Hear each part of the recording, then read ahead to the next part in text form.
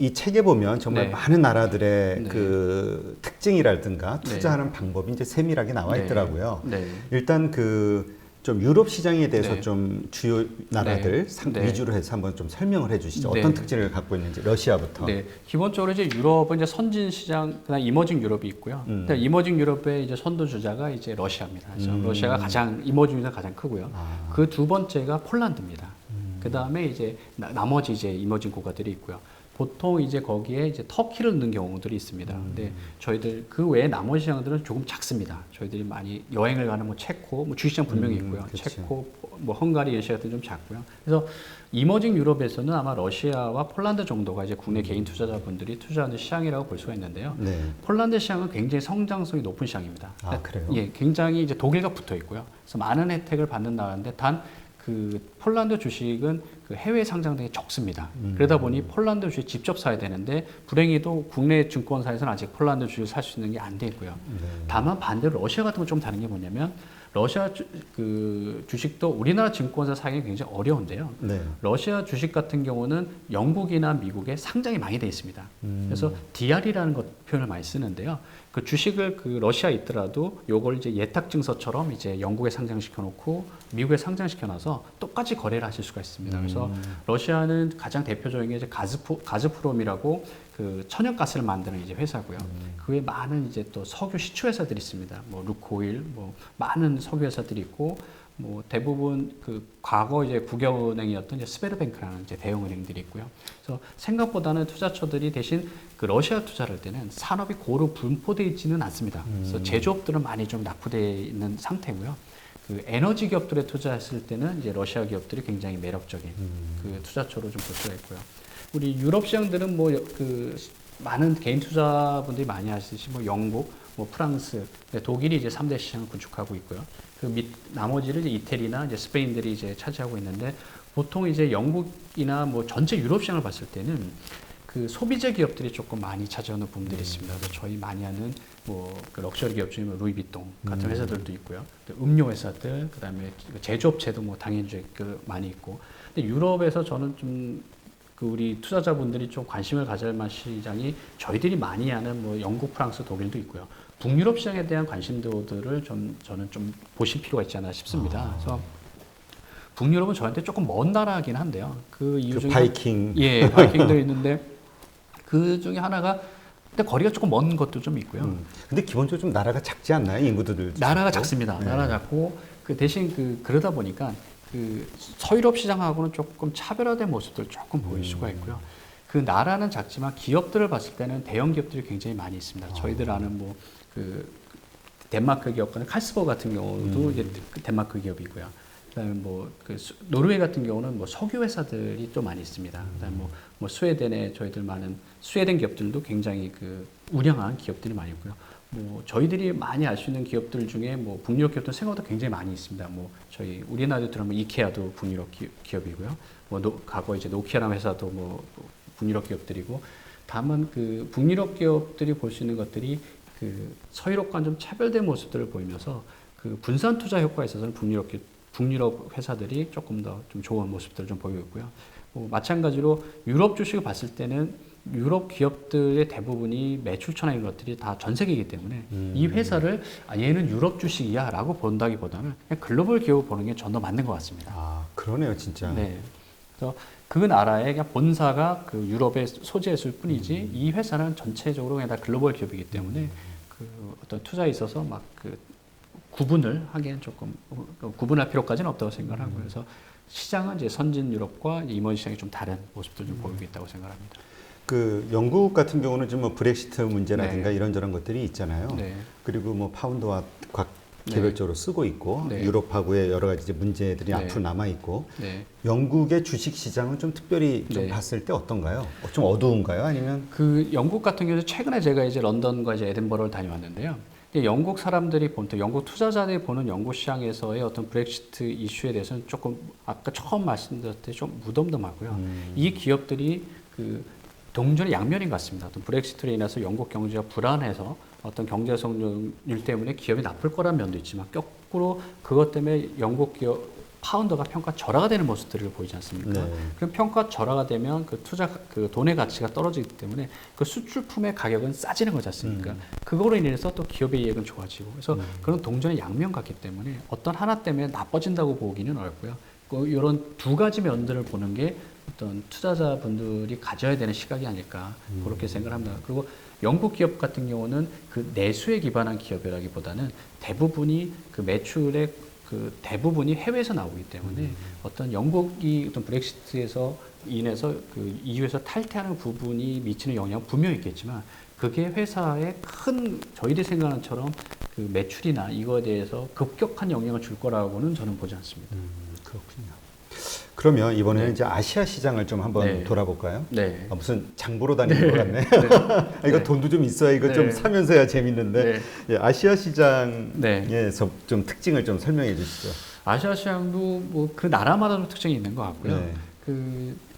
가장 제가 아시아 시장 중에서 제일 좋아하는 두 나라는 공교롭게도 투자하기는 조금 편하지는 않은 시장인데요. 하나가 대만 시장이고 하나가 인도 시장입니다. 아 그래요? 예. 그래서 투자자분들 입장에서도 중국이나 베트남에 비해서는 조금 거리감이 있는 시장일 수가 있는데요. 대만은 처음에 말씀드린 것처럼 그 종목들 간에 있어서 배당 수익률이 굉장히 높은 종목이고요. 대만에 갔을 때 어떤 되게 재미난 에피소드 중에 하나는 저희들 투자자들이 보통 그 기업을 가면 그 IR 담당자라는 분들이 있습니다. 이제 네. 기업을 이제 소개하고 기업 실적을 발표해 주시는 분들인데요. 이분들이 투자자들이 오면 우리 회사는 굉장히 좋고 우리 회사 이렇게 실적이 좋아요. 이게 굉장히 발전할 거라는 말들을 많이 하는데 대만 기업을 갔을 때 특징이 뭐였냐면 거의 그 환대를 기대하지 않았지만 거의 그 멸시 느낄 정도의 어떤 그 뭐라고 그러죠? 냉대를 받았습니다. 제가 흥분해서 말도 안 되는 냉대를 받았습니다. 아픈 기억이 있으신 것 같은데. 너무 아팠었고요. 보통 사람이 어떤 예의가 보통 가면 그래도 옷을 갖춰 입고 하는 게 예의지 않습니까? 네. 그러면 그 대만 담당자 어떻게 하냐면 그 마스크를 쓰고 있는 거예요. 그리고 담당자 마스크를 안 벗어요. 그걸 말하는 데네. 그리고 보통 오면 기업의 어떤 자료들을 이렇게 주는 게 보통 보편적인데 자료도 안 줍니다. 그래서 우리 소위 말하는 뭐 파워포인트로 이렇게 뭐 그런 것도 없었고요. 그래서 근데 한 회사만이 아니고 보편적으로 그랬어요. 그리고 어떤 한 회사는 우리가 이제 기업 실적에 대해서 질문을 보통 하지 않습니까? 했더니 첫 마디가 너 왜 왔어요? 너 뭔가 우리 비밀을 캐러 왔어? 너 왜 왔어?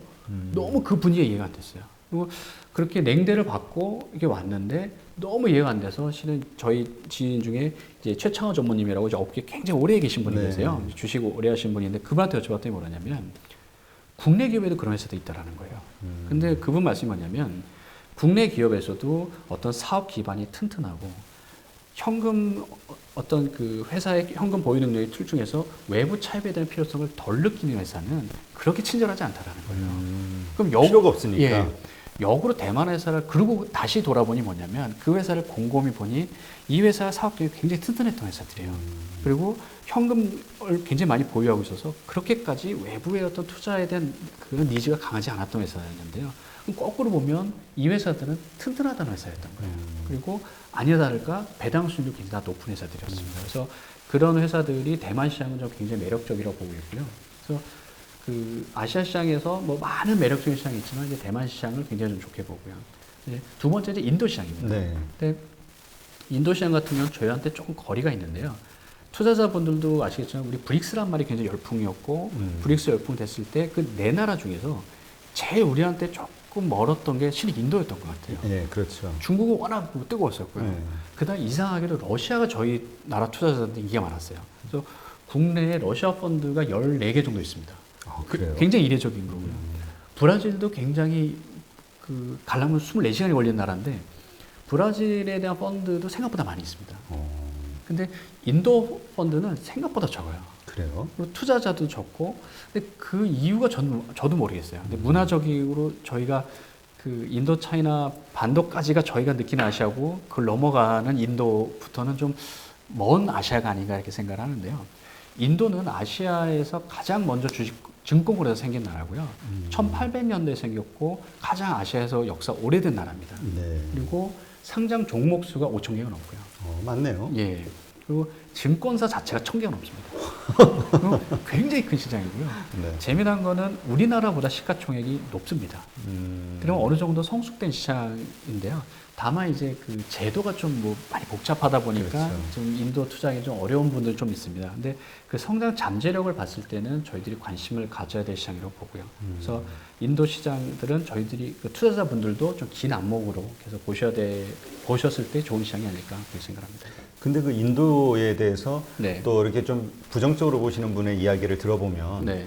일단 뭐 인구는 많지만 네. 그 인구 가운데서 실질적인 네. 노동을 하는 그 네. 뭐라 그러죠? 이게 문맹을 벗어난 네. 그런 인구는 네. 적고 네. 그다음에 너무나 이 그 카스트 제도 때문에 네.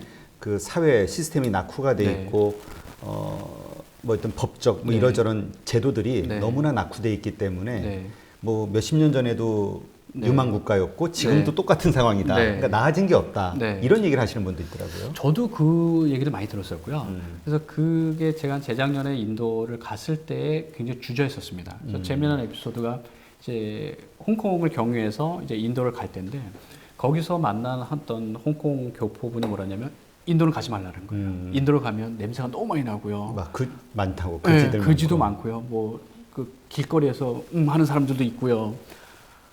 너무 말이 많아요. 물도 호텔에서 있는 물도 드시지 마세요 이러는 거예요. 설사난다고. 근데 그때 너무 두려웠었고. 근데 어떤 생각이 들었냐면 호텔에 있는 물도 먹지 말고 밥도 5성급 호텔에서 먹으라는 거예요. 그러면 거기 살고 계신 교민도 계신데 그분들은 어떻게 산다는 얘기냐. 그래서 이해가 안 됐었어요. 근데 인도에서 있으면서 겪었던 일 중에 가장 큰 게 뭐였냐면 그 나라가 지금 말씀하신 대로 카스트도 있는 것 같아요. 공식적으로는 없지만 얘기하면 다 있다고 그러더라고요. 그리고 인구도 너무 많은데 문맹률도 뭐 글을 모르는 사람 너무 많고 언어가 너무 많다.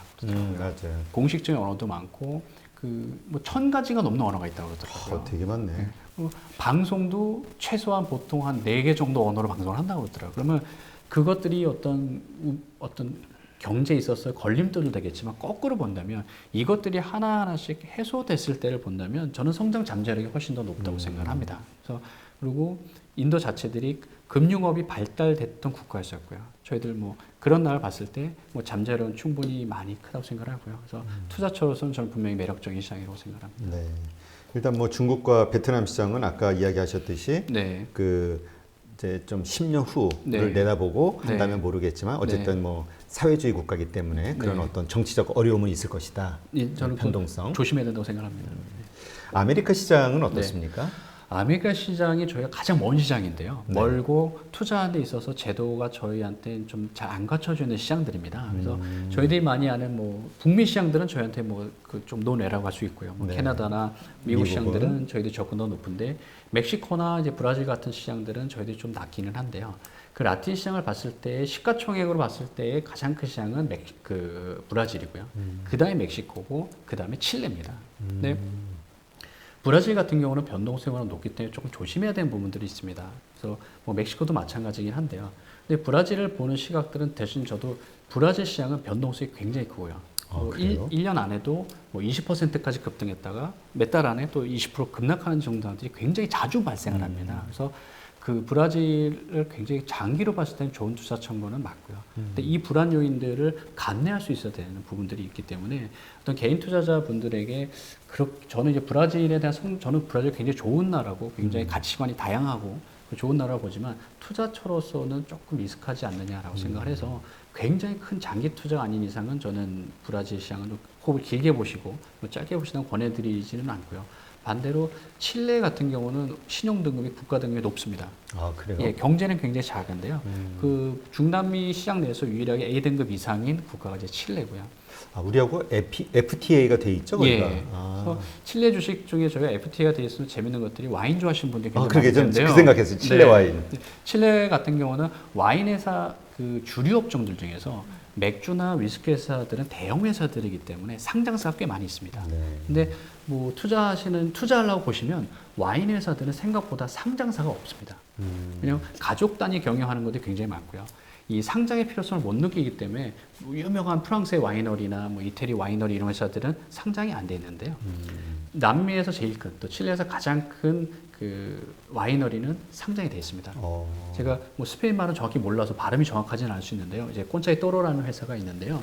그 꼰차이토로는 그 과거 이제 그 프랑스에 있던 그 농민들이 과거에 이제 그 어떤 병충해에 의해서 그 프랑스 와이너리에 있던 사람들이 다 농민들 이주했던 게 칠레였고요.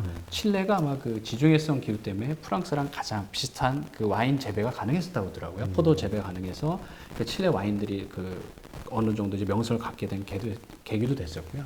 칠레 와이너리들이 상당히 많이 됐습니다. 그래서 저희 골프 좋아하시는 분들이 많이 하는 와인 중에 186이라는 또 와인이 있는데요. 아, 그래요? 예, 18호를 뭐 65타 안에 들어가라는 의미로 와인 중에 하나 있습니다. 굉장히 유명한 와인입니다. 그래서 네. 그거를 이제 많은 이제 그 산페드로라는 회사도 이제 상장이 돼 있고요. 그래서 많은 음료 회사들이 이제 칠레에 상장돼 있고 그 회사들이 또 마찬가지로 미국에 그 DR이 상장이 돼 있는 경우들이 많이 있습니다. 그래서 중남미 시장은 투자처로서는 굉장히 매력적이고요.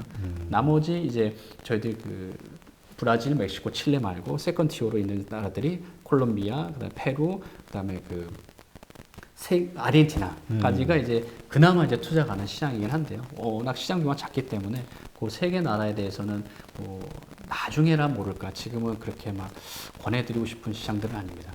아니 뭐 지금 전 세계 지금 얘기하신 것만 해도 네. 내가 무슨 뭐 재산을 몇 조 있는 것도 아니고 네. 이것만 해도 네. 여기에서 정말 네. 괜찮다 싶은 네. 곳 이렇게 몇 군데만 골라서 그냥 네. 하면 되는 거잖아요. 그렇습니다. 예. 이 자세한 네. 나라들의 특징과 그다음에 그 나라들의 어떤 식으로 투자할 수 있는지 그런 방법들은 이 책에 자세하게 소개되어 있으니까 이제 필요로 하시는 분들은 책을 보면 더 정확하고 자세한 정보를 얻으실 수 있을 것 같고요. 근데 이제 하나 고민되는 게 뭐냐면 우리가 일단 해외에다 투자한다는 것 자체는 환율이 걸려 있는 문제잖아요. 네. 그러니까 괜히 투자했는데 그 환율 그러니까 회사는 잘 성장한다 하더라도 네. 환율이 그쪽에 가치가 뭐 네. 떨어진다든가 뭐 이런저런 일들 때문에 네.